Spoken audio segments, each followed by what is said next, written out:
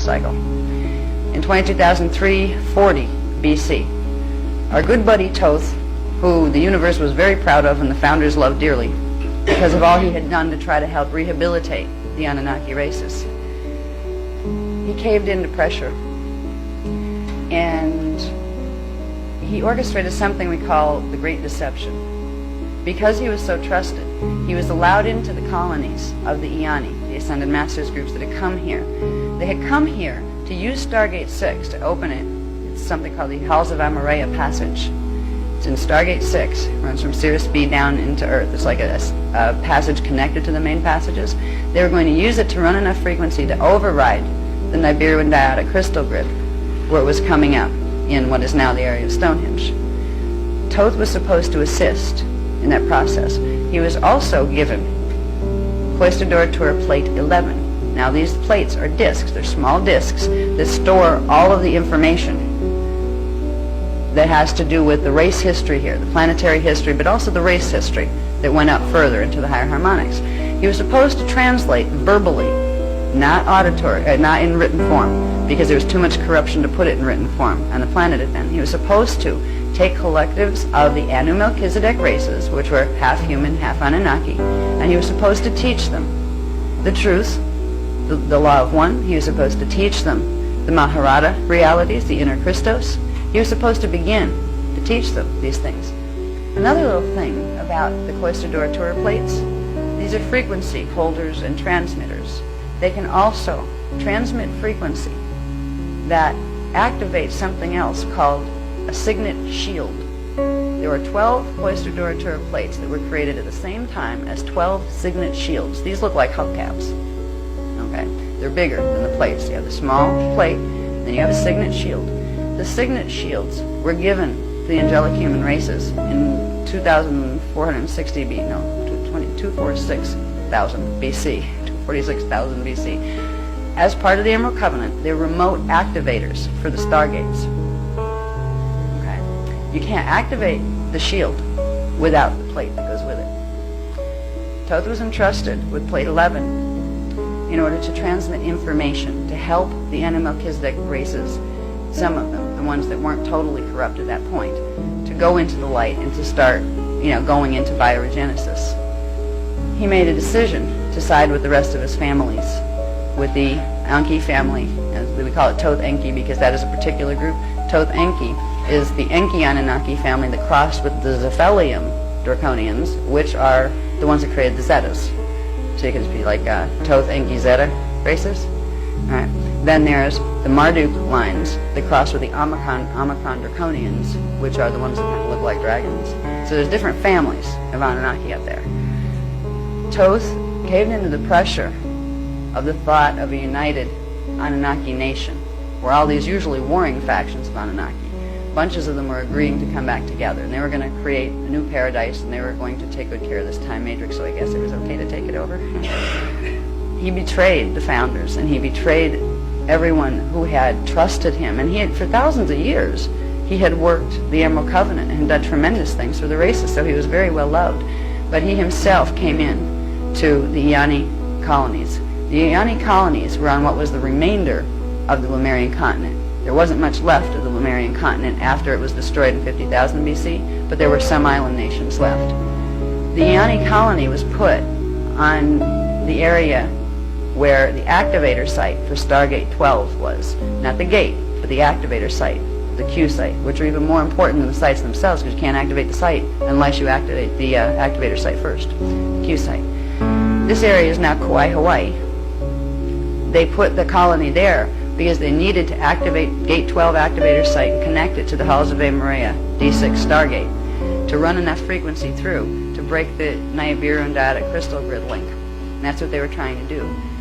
Thoth came in and handpicked a few Anu Melchizedek priests, got them in because he was trusted, got them into the priest caste that were working with the Templar mechanics. And even though they're Anu Melchizedek, we weren't prejudiced against Anu Melchizedeks. As long as they were working the Emerald Covenant and could be trusted, they were welcome too to help with the planetary grids.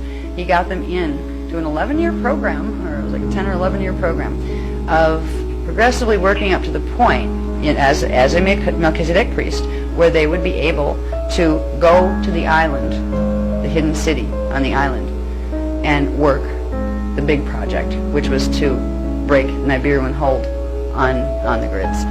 And he got a group of priests in, and Melchizedek priests, and they sabotaged the whole mission.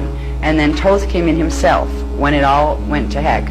There were raids that came in directly from Nibiru, and Thoth was with one of them that landed in the Iani, on the Iani settlement. He gave them an opportunity, the Iani priests, they were given the opportunity they needed female breeders on Nibiru to get the codes. So the Iani women were offered an opportunity. If you don't want your husbands tortured and killed and sent over as basically fish bait to the corrupt Atlantean temples, we'll let them go, but you come with us. Thoth offered that deal. This is a good example of how wonderful things and horrible things can live in the same body. A bunch of the Iani women went to try to save their husbands. It was even worse, though, because the Great Deception came in here. They were told. Now, we were all isolated, and I say we because I was there. That was one of my incarnational places. We came into an experience where all of a sudden there are spaceships coming from everywhere, and they're landing on the island, and they're Nibiruan spaceships. Everybody's scattering, like, oh no, what happened? They had jammed our communication lines to the inner Earth races and to Sirius B, which were our main outposts that we could receive off-planet information. We were told that they had control of the planet itself, that they'd taken the whole thing already. We were told that Alcyon Council, that's the Palladian Council, that works with Sirius B and the rest of them, had surrendered because they had won certain battles.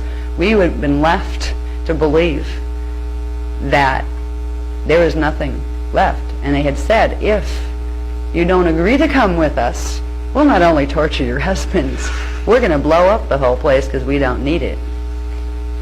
We'll get inner Earth, and then we'll destroy all the races on the face of the planet. So if you women of the Iani care about the other life forms on this planet, you'll agree to be our breeders. You'll agree to come to Nibiru with us, because if you don't, we'll do horrible things to this planet. We were under the understanding that, this is really bad. They have control of the whole thing. And without Alcyon Council to hold Gate 5, that meant they had Gate 5, not just Gate 4.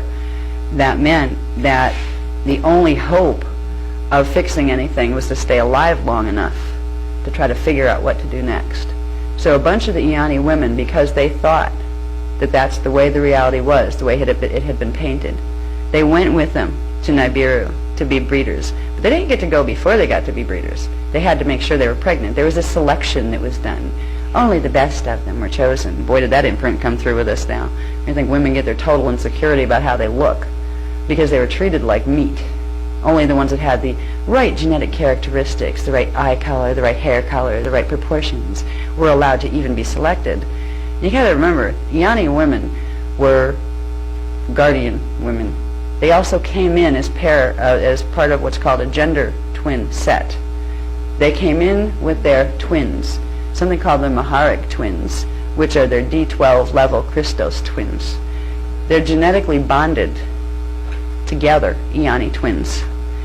Male and female couples. They come in at the same time, and they have strand 1 through 6 polarized and separate, but strands 7 through 12 are bonded. So they're literally one being when you get to D7. They split up the Iani gender twin couples, and they forced the women to become breeders of Anunnaki. They raped them when necessary. If they liked one that didn't want to play the selection thing, go ahead, kill me and my mate, I don't care, we hate you, that kind of thing. You're doing something terrible, we're not going to help you. They would rape them instead, and if they happened to be able to get them to conceive, they would